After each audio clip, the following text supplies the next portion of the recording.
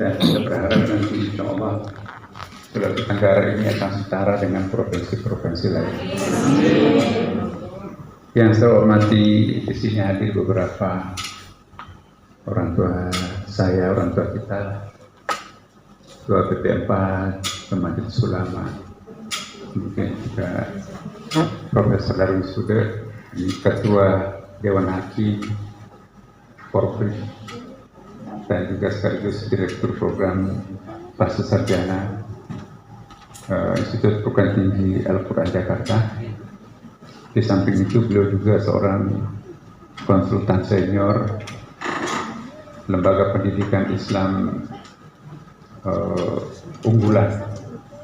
Jadi hampir semua pendidikan Islam unggulan di Jakarta itu di bawah sentuhan-sentuhan beliau. Tepuk tangan untuk Prof. Beliau adalah senior saya di Pondok Pesantren. Ya. Kemudian Bapak Ibu sekalian, saya sungguh sangat berbahagia pada sore hari ini Bapak Bupati, seperti berada di kampung halaman saya sendiri. Benar-benar saya takjub ya, sepanjang jalan tadi dari bandara seperti tidak pernah berkedip. Ini seperti kita atau minal jannah, ini serpihan surga ada di muka bumi. Kanan kiri kita melihat subur, ada pantai, Masya Allah, luar biasa. Jadi pantas sentuhan orang-orang berkah yang pernah ada, yang pernah memimpin kawasan ini, luar biasa. Kalau kita lihat sejarah, sebetulnya Buton ini atau Bau-Baula ya, Muna, sejarah baru itu justru inilah Islam yang paling pertama datang di Indonesia. Dari tempat transitnya para pedagang-pedagang Arab atau Persia itu ke Cina, kemana-mana. Buton ini adalah tempat transitnya, jadi memang kota wali lah.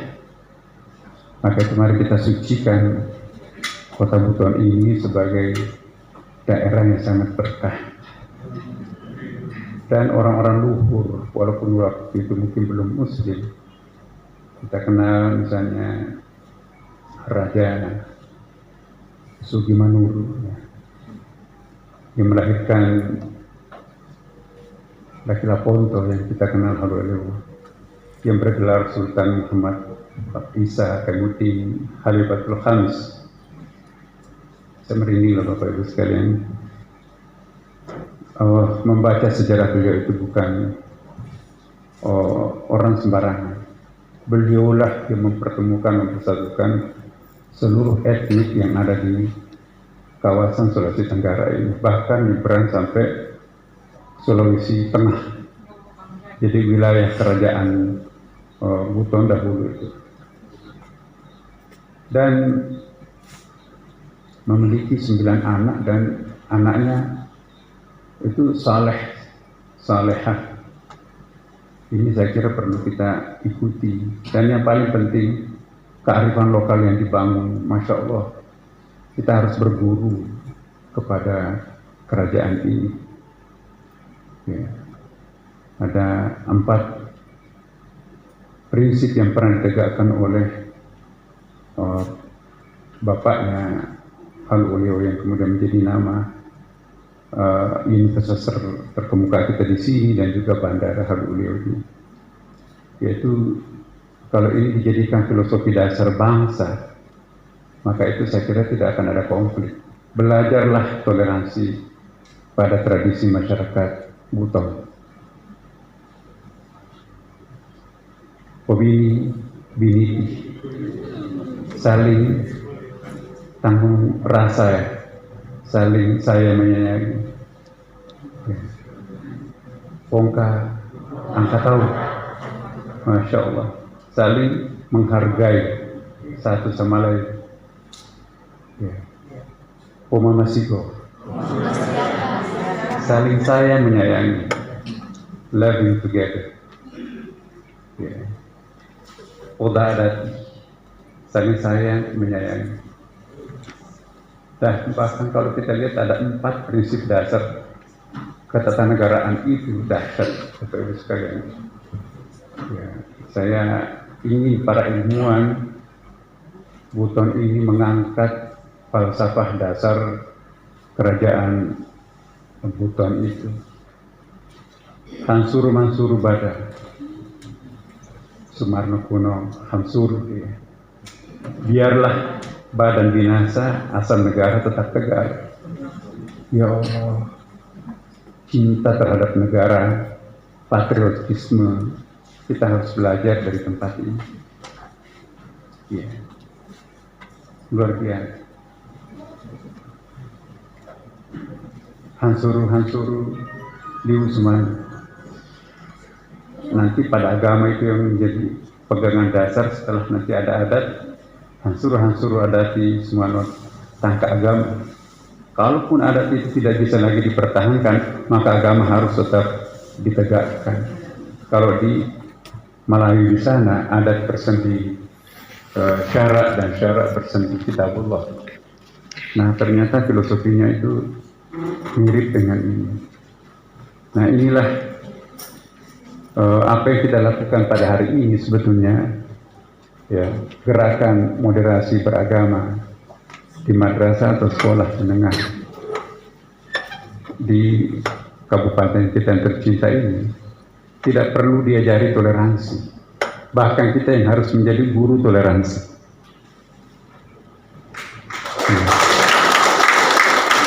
Islam tidak perlu diajari toleransi.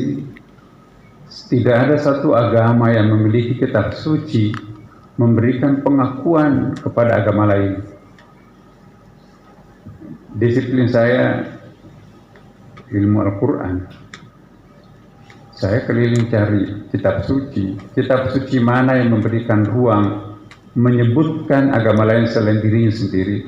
Tidak ada kecuali Al-Quran. 17 kali agama Nasrani disebutkan, 15 kali agama Yahudi di dalamnya. Bahkan aliran kepercayaan seperti Majusi pun juga ada. Nah, nabinya pun juga seperti itu. Tidak pernah menganggap orang lain, orang yang beragama lain, inner circle-nya. Itu kita kenal ada antara lain Salman Al-Farisi.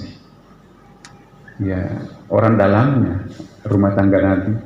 Padahal dia bukan Muslim. Salman Al-Farisi ini arsitek perangnya Rasulullah. Dialah yang merekayasa benteng ketika seluruh dunia itu membangun benteng megah ke atas, harganya sangat mahal. Nabi bikin benteng gali parit, gak ada ongkosnya, cuma tenaga doang, tapi itu efektif membentengi kota Madinah. Itu rekayasa Salman Al-Farisi. Orang dalamnya Rasulullah. Masuk Islam last minute-nya Rasulullah. Jadi sebelum masuk Islam menjadi orang biasa. Umar banyak sekali mempekerjakan orang-orang non-Muslim. Jadi belajarlah toleransi kepada agama Islam. Jangan Islam diajari toleransi. Ya. Karena itu Bapak Ibu sekalian, di dalam Al-Quran, walaqad karramna bani Adam, Allah memuliakan anak cucu Adam. Dalam bahasa Arab ada karramah, ada faddalah. Allah tidak mengatakan walaqad faddalna bani Adam. Kalau faddalah itu proven, ya. Kalau karramah itu seksual. Jadi itu sakral, ya. Kalau karramah, Allah mensakralkan manusia. Ya. Apapun agamanya, apapun etniknya, jenis kelaminnya, wajib hukumnya untuk kita muliakan anak manusia itu. Jadi hak asasi manusia di dalam Islam itu nggak ada suatu agama pun melampaui hebatnya Islam memperkenalkan hak asasi manusia. Bukan saja hak asasi manusia orang hidup seperti yang diperkenalkan di Barat. Kalau orang sudah mati sudah selesai. Dalam Islam mematahkan tulang rusuk mayat sama dosanya dengan mematahkan tulang rusuknya orang hidup. Riwayat Bukhari Muslim. Menginjak kuburan sama sakitnya dan sama dosanya menginjak perutnya orang. Maka itu etika berziarah kubur, jangan injak-injak makam. Nah, kalau ada mayat yang hanyut di sungai, tidak ada yang mendamparkan, semua desa yang dilewati sungai itu berdosa massal. Karena fardu kifayah mendamparkan mayat itu apapun agamanya. Kalau ada mayat tergeletak tidak dikuburkan sampai di makam binatang buas, berdosa massal semua orang yang di sekitarnya. Apapun agamanya orang itu, al-mayyitu haqqullah, mayat itu haknya Allah Subhanahu wa taala. Maka itu kita harus membuktikan bahwa Islam itu adalah guru toleransi. Tidak perlu diajari toleransi. Maka itu kalau kita mengamalkan ajaran Islam sepenuhnya, otomatis pasti kita akan toleransi. Nah, kalau ada orang yang tidak toleransi dalam menjalankan agama, maka itu pasti dan bisa dipastikan tidak memahami agamanya secara mendalam. Makin dalam kita memahami agama Islam, makin toleransi kita. Ya. Tapi makin tidak paham mendalam agama kita, maka itu nanti berpotensi jadi teroris. Jadi kalau ada orang yang suka nyala-nyalain orang, ya, menyesatkan orang, mengkafirkan orang, memusyrikkan orang, membid'ahkan orang, ya, orang yang suka nyalahin orang itu menandakan dirinya masih harus belajar. Ya. Kalau orang itu sudah mulai sadar, oh ternyata saya salah ya, udah terlanjur saya katakan seperti itu. Saya keliru, saya lupa kalau saya pakai kacamata Ray-Ban. Pantas semuanya gelap. Yang salah, kacamata saya misalnya nggak sadar. Ternyata saya yang salah. Nah, tapi kalau orang itu nanti tidak lagi menyalahkan dirinya sendiri, juga tidak menyalahkan orang lain, tapi diam-diam menyelesaikan setiap persoalan tanpa menepuk dada, maka orang itu hampir selesai belajarnya. Kenapa? Karena dia sudah arif. Orang arif itu tidak pernah mencari kambing hitam, kambing putih. Tapi itu tadi, dia diam-diam menyelesaikan setiap persoalan, setiap urusan tanpa pernah menepuk dada. Kalau masih menepuk dada, aku kan yang melakukan, itu masih belum. Itu masih mukhlis, belum mukhlas. Ya, mukhlis itu masih terbetik dalam hatinya sebuah kesenangan pada saat dipuji. Tapi kalau mukhlas, sedih kalau ia dipuji orang. Ya Allah, salah alamat memuji. Mestinya yang hanya dipuji itu hanya Engkau. Alhamdulillah Rabbil Alamin. Segala puji dan pujian itu hanya untuk Engkau. Jadi salah alamat memuji. Bukankah prestasi ini dari Engkau? Mestinya yang hanya dipuji Engkau. Jadi kalau ada orang bangga pada saat dia dipuji, berarti itu masih belum bebas iblis. Ya. Mari kita meninggalkan keinginan untuk dipuji. Lebih banyak orang jatuh karena dipuji daripada dikritik.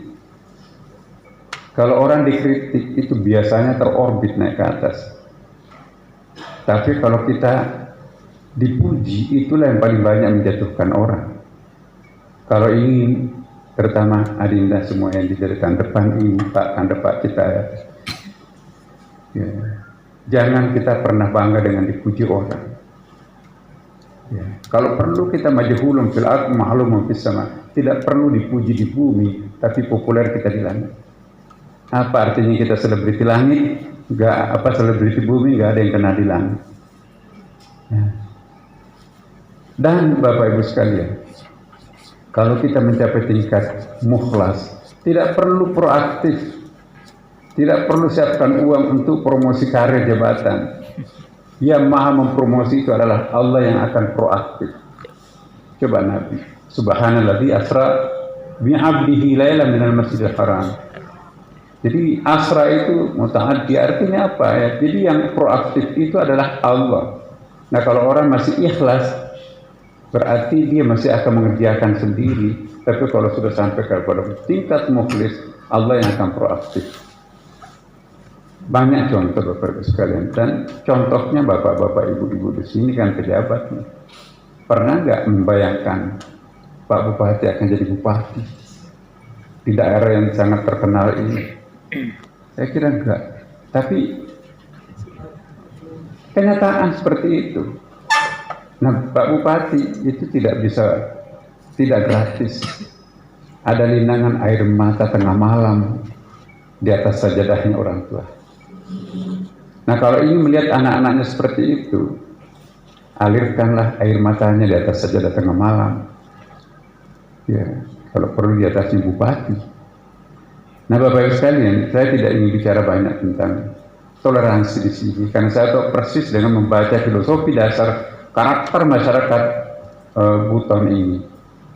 Ini termasuk daerah perantau sama dengan Bugis. Di mana daerah didatangi, di situ di mana bumi diinjak, di situ langit dijunjung. Tidak pernah kita dengar bahwa orang Buton itu berkonflik dengan penduduk setempat. Ya. Kalau orang Bugis itu perantau, tidak ada bukti biologisnya.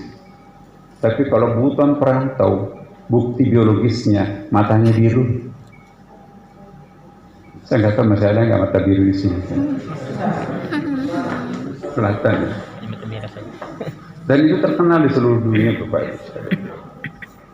Jangan-jangan Buton lebih terkenal di luar negeri daripada di dalam negeri. Ya. Setiap kali orang bicara tentang suku Bajo yang bersahabat dengan laut, orang nggak bisa memisahkan daerah Buton itu. Manusia aneh istilahnya. The secret man, orang barat bilang, bisa berenang tanpa pelampung dan bernapas sekian lama di bawah laut. Jadi orang India itu setengah dewa katanya orang di sini. Nah, jadi inilah saya ingin sampaikan kepada Bapak Ibu sekalian terakhir ya, bahwa jangan pernah mempertentangkan antara adat istiadat dengan agama. Sekarang muncul fenomena gerakan-gerakan Bapak Ibu memperhadap-hadapkan antara agama atau kearifan lokal dengan agama Islam. Sedikit-sedikit musyrik. Apa itu musyrik? Tahu nggak apa yang disebut musyrik? Orang Buton Bapak Ibu, ya, itu terkenal punya persahabatan intim dengan laut. Tapi ada upacara lautnya orang Buton. Dan jampi-jampi baca-bacanya pun juga saya tahu. Ya. Orang Buton kalau mau pergi melaut, dia menenggelamkan kakinya sampai di lutut. Ini orang tua kita dulu. Saya nggak tahu sekarang masih ada nggak. Ya, kira-kira nggak sampai ya sekitar 3 menit. Oh, jangan pergi melaut. Kenapa? Ini kan terang. Ya, sekarang terang, tapi di sana nanti itu akan perubahan cuaca. Ya. Ada orang nekat tidak punya persahabatan dengan laut. Nggak apa-apa mari melaut. Sampai di tengah laut tiba-tiba cuaca berubah. Boro-boro dapat ikan. Perahunya pun juga hilang. Untung dia hanya hampir mati kan. Ya, itu orang yang tidak mengindahkan adat istiadat. Tapi orang yang mengindahkan adat istiadat tidak jadi pergi. Yang rugi hanya nasi bungkusnya dari suaminya, istrinya kan. Ya, dilarang. Loh, ini masih gelap Pak. Mau kemana? Mau melaut. Gelap enggak apa-apa di luar. Ya. Kenapa? Persahabatannya dengan laut. Jadi kalau orang melakukan acara laut, upacara laut, jangan dikatakan itu musyrik. Itu model persahabatan alam semesta. Dan Rasulullah menganjurkan kita bersahabat dengan alam. Ya. Maka itu Nabi itu ya, cangkirnya dikasih nama, pedangnya dikasih nama, cerminnya dikasih nama, sampai sisirnya pun dikasih nama, untanya dikasih nama. Ya. Jadi kalau masuk pakainya dikasih nama. Nabi nggak suka ganti-ganti cangkir kayak kita di sini kan. Bersahabat. Mimbar Nabi itu dalam hadis ketika digantikan oleh ibu-ibu, ya Rasulullah boleh gak saya gantikan mimbarnya? Kok mimbar tua seperti ini masih dipakai, batang kurma pelepah kurma. Budak saya kebetulan tukang kayu, boleh. Menjelang Jumat datanglah 2 budak itu menggendong mimbar kayu. Ya, karena sudah banyak jamaah kan, ya udah taruh aja dulu, onggok di situ tuh dipasang, dirobohkan mimbar tua ini. Alangkah kagetnya jemaah dalam hadis sahih. Ya, apa yang terjadi?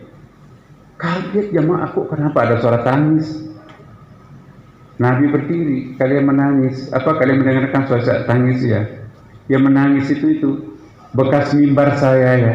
Masih ingin aku duduk menyampaikan dakwah, tapi sudah harus digantikan dengan mimbar baru.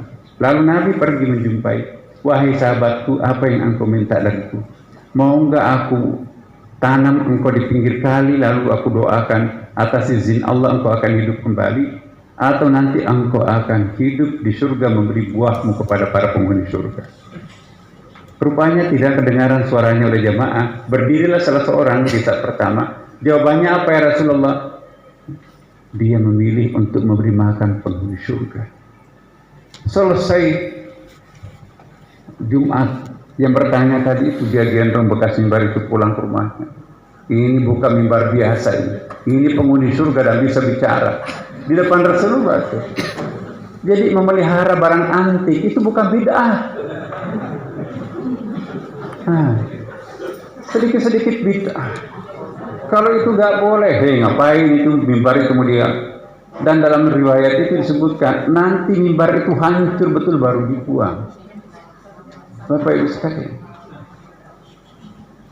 satu saat ada sahabat Nabi melapor, ya Rasulullah, ada orang asing di pinggir Madinah itu tadi saya lihat salatnya itu menghadap ke pohon. Ciri-cirinya apa? Dijelaskan orangnya begini. Wah, itu bukan orang sembarangan, kata Rasulullah. Itu Khidir. Tolong kembalikan. Kembali, sampaikan salam saya. Minta doakan saya supaya sukses menjalankan misi kenabian ini. Karena ada tamunya Rasulullah, tidak bisa ditinggalkan kan. Baliklah sahabat itu keluar kota tuh. Assalamualaikum. Ya Syekh, salamnya Rasulullah, minta didoakan agar sukses menjalankan misi kenabian. Sudah berdoa, pergi, tidak tahu, tiba-tiba hilang gitu kan. Nah, apakah Khidir itu musyrik? Padahal diabadikan dalam ayat 60 sampai 82 surah Al-Kahfi. Orang yang paling dikasihi Allah Subhanahu wa taala. Nah, jadi musyrik itu hati-hati. Dia akan sholatnya menghadap ke pohon. Ya, bagi orang makalnya seperti itu ya, apapun yang dihadapi kan Tuhan. Baik nama Tuhan datang mewajibullah. Kemanapun kalian menghadapkan muka, mungkin menjumpai wajah Tuhan. Tapi dia bukan seperti kita. Kita masih fikih dulu lah. Nah, jadi saya ingin sampaikan kepada kita semuanya, mari kita bertoleransi kepada adat istiadat kita. Jangan sedikit-sedikit itu bid'ah, ikut-ikutan. Kan sekarang ini ada orang tuh baru 1 kali umrah. Bid'ah itu nggak boleh berdoa berjamaah itu. Itu bid'ah. Masa nggak baca basmalah orang di sana tuh. Masjidnya Nabi kok di Mekah Madinah nggak pakai basmalah, langsung alhamdulillah. Dia nggak tahu Wahabi itu kan baru 250 tahun berpuasa. Sebelumnya itu adalah bukan Wahabi, itu keras sekali Al-Fatihahnya, bahkan tawafnya itu juga pakai marawis itu. Jadi dia jangan kita lihat memang apa jadinya ya kalau panjang zikirnya Imam Mekah. Ya, kapal sudah mau berangkat, pesawat sudah mau berangkat. Nah, kita kamu tawaf ibadah, tawaf perpisahan. Ya. Akhirnya kan nggak bisa orang tahu kalau masih ada imam itu kan assalamualaikum pergi. Tapi jangan dikira nggak baca zikir. Imam-imam Madinah itu sahabat saya. Ada tempatnya itu. Saya suka diundang. Zikir di situ dilanjutkan. Jangan ikut nggak ada itu bid'ah itu nggak boleh. Doa sesudah salat. Nah, tradisi kita di Buton ini Bapak Ibu sekalian. insya Allah nggak ada yang salah. Go ahead, jalan terus. Orang baru belajar agama tiba-tiba nyala-nyalain takfir ulama kita. Mau jadi apa negara ini Bapak Ibu? Menjadi seorang muslim itu tidak mesti harus meniru-niru menjadi modifikasi Arab diri kita sendiri. Tetaplah pakai mukna, tidak perlu pakai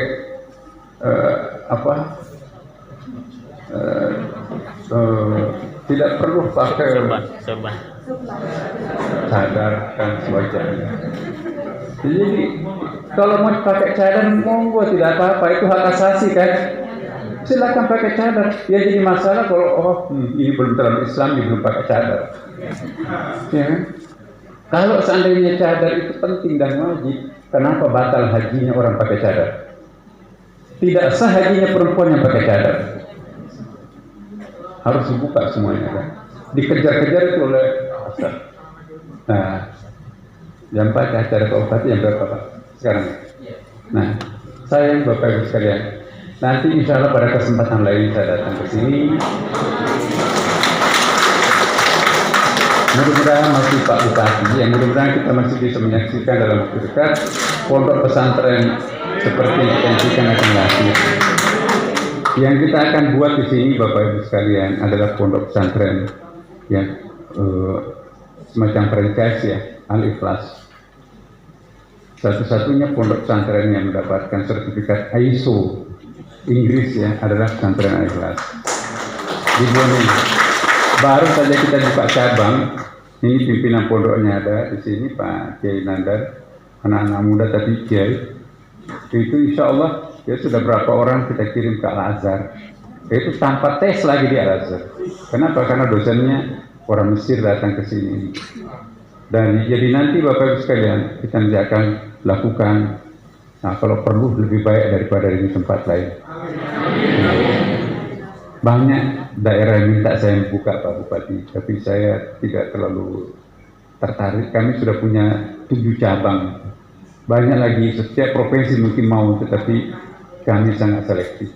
Karena saya tahu sejarah Buton dan saya sangat takjub terhadap Al-Maghfurlah ini. Insya Allah mungkin nanti pada saatnya saya dengan Profesor Darwis akan datang ke sini lagi. Dan kita akan menciptakan suatu anak-anak Bapak tidak perlu dikirim ke Jawa. Kalau perlu pesantren kita lebih bagus. Ya. Baik Bapak sekalian, semoga ada manfaat untuk kita semuanya. Allahumma barik lakum. Assalamualaikum warahmatullahi wabarakatuh.